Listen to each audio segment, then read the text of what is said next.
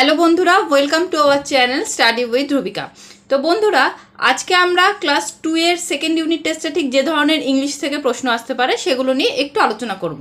তো তোমাদের যদি আমাদের এই ভিডিওগুলো ভালো লাগে তাহলে অবশ্যই তোমরা আমাদের চ্যানেলটা সাবস্ক্রাইব করো এবং ভিডিওগুলো লাইক করে দিও, আর পাশে থাকা যে বেল আইকনটা থাকে ওটা অবশ্যই প্রেস করে দিও। তো চলো এবার ভিডিওটা শুরু করা যাক।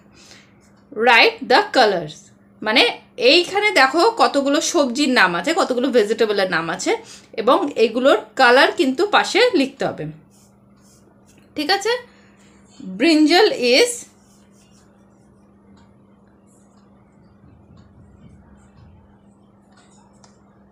ভায়োলেট, পটেটো ইজ, আচ্ছা ব্রিঞ্জল কিন্তু ভায়োলেট বা পার্পল দুটোই হবে। ঠিক আছে? Potato is brown, potato is brown. Okay, tomato is red, tomato রং কি লাল। অনিয়ন ইজ, অনিয়নের কালার কীরকম পিঙ্ক, অনিয়নের colour pink. Bean is, bean is green, bean is green. Next দেখো, right the opposite colour, sorry opposite words, কয়েকটা এখানে opposite word আছে, যে যে ওয়ার্ডগুলো দিয়েছে সেগুলোর অপোজিটটা লিখতে হবে। অপোজিট মানে কি বিপরীত শব্দ। ওকে, তো চলো। হ্যাপি, হ্যাপির বিপরীত কি হবে? হ্যাপির বিপরীত হচ্ছে স্যাড, হ্যাপির বিপরীত স্যাড। হ্যাপির অপোজিট কি স্যাড, হ্যাপি মানে খুশি, স্যাড মানে কি দুঃখিত হওয়া। গুড, গুডের অপোজিট কি? গুডের অপোজিট হলো ব্যাড, গুডের অপোজিট ব্যাড। বিগ, বিগের অপোজিট কি? বিগের অপোজিট হচ্ছে স্মল, বিগের অপোজিট স্মল। বিগ মানে বড়, স্মল মানে ছোট। টল, টল মানে কি লম্বা, টলের অপোজিট কি হবে? শর্ট, টলের অপোজিট শর্ট, শর্ট মানে ছোট বা বেটে। Write the plural number, plural number মানে কি? এখানে প্লুরাল মানে হচ্ছে একের বেশি, এখানে কি আছে সব একটা করে দেওয়া আছে, একের বেশি হলে তখন কি হয় সেটা আমাদের লিখতে হবে। প্রথমে কি আছে? স্টোন, স্টোনের প্লুরাল নাম্বার কি হবে?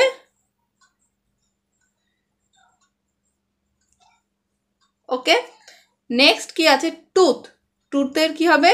টিথ, টুথ হচ্ছে একটা দাঁত, টিথ হচ্ছে অনেকগুলো দাঁত বা একের বেশি, দুইটি হলেও কিন্তু টিথই হবে। ঠিক আছে? একটা হলে তখন হবে টুথ। নেক্সট কি আছে দেখো? ট্রি, ট্রি কি হবে? ট্রিজ, ট্রিজ মানে একের বেশি গাছ, ট্রি হচ্ছে একটা গাছ, ট্রিজ হচ্ছে একের বেশি, 2 3 4 5 যাই হোক, সেক্ষেত্রে কি হবে? ট্রিজ হবে। তারপরে কি আছে? বেবি, বেবির কি হবে? অনেকগুলো বেবি হলে, অনেকগুলো বেবি হলে কি হবে? বেবিজ, অনেকগুলো বেবি হলে বেবিজ। এখানে কিন্তু BABYS হবে না, স্পেলিংটা দেখে নাও। ওয়াই থাকলে কি হয়? ওয়াইয়ের আগে যদি কনসোনেন্ট থাকে তো সেক্ষেত্রে কি হয়? IES হয়ে যায়। ঠিক আছে? তোমাদের এই রুলসগুলো পরে আমরা শিখিয়ে দেবো। তারপরে দেখো, রাইট হ্যাভ অর হ্যাজ, কোথায় হ্যাভ হবে কোথায় হ্যাজ হবে সেটা কিন্তু লিখতে হবে। হ্যাভ হ্যাজ মানে কি আছে, কিন্তু হ্যাভ কিছু কিছু ক্ষেত্রে হয়, হ্যাজ কিছু কিছু ক্ষেত্রে হয়, দুটো মানেই কিন্তু আছে। কাউ, কটা কাউয়ের কথা বলা হয়েছে দেখো? একটা কাউয়ের কথা বলা হয়েছে, তাই এটা কি হবে? Cow has. কিন্তু যদি কাউজ হতো, যদি একটা এস থাকতো মানে একের বেশি কাউ হতো, তখন কিন্তু কি হয়ে যেত? হ্যাভ হয়ে যেত। ঠিক আছে? দে, দে মানে কি তারা, মানে একের বেশি, একজন হলে কিন্তু দে হবে না, হি হবে, শি হবে, ইট হবে, কিন্তু যখনই দে হয়ে যাবে তখনই কিন্তু তাহারা, তাহারা বা তারা। এখানে কি হবে তাহলে? এ কার, মানে দে হ্যাভ এ কার, তাদের একটি কার বা গাড়ি আছে। সৃজিতা, সৃজিতা, সৃজিতা বলতে কি বলেছে? কোনো একজনের নাম। ঠিক আছে? এটা কিন্তু একজনের কথা বলেছে। সৃজিতা, এখানে কি হবে বলো তো? এ নিউ ডল, তাহলে কি হবে? আছে, একজনের কথা যেহেতু বলেছে সেজন্য এখানে হবে has. Srijita has a new doll হলো। এরপরে আমরা দেখে নেব এ অ্যান্ড বি কোথায় কোথায় হতে পারে। আচ্ছা, আমরা সচরাচর জানি যে ভাওয়েলের আগে সবসময়তে অ্যান হয়, আর যখন কনসোনেন্ট থাকে তখন এ হয়, এবং কিছু কিছু নির্দিষ্ট জিনিসের ক্ষেত্রে সেক্ষেত্রে কিন্তু কি হয়, দেওয়া হয়। তো এখানে কি আছে, বল, বলে কি, এটা কি কনসোনেন্ট, তাহলে কি হবে এ বল, তাই তো, এ বল, একটি বল। গঙ্গা, গঙ্গা হচ্ছে একটা নদীর নাম, ওটা একটা নির্দিষ্ট জিনিস, অনেক গঙ্গা কিন্তু নেই, গঙ্গা কিন্তু একটাই, তাই এটা কি হয়ে যাবে, দা গঙ্গা।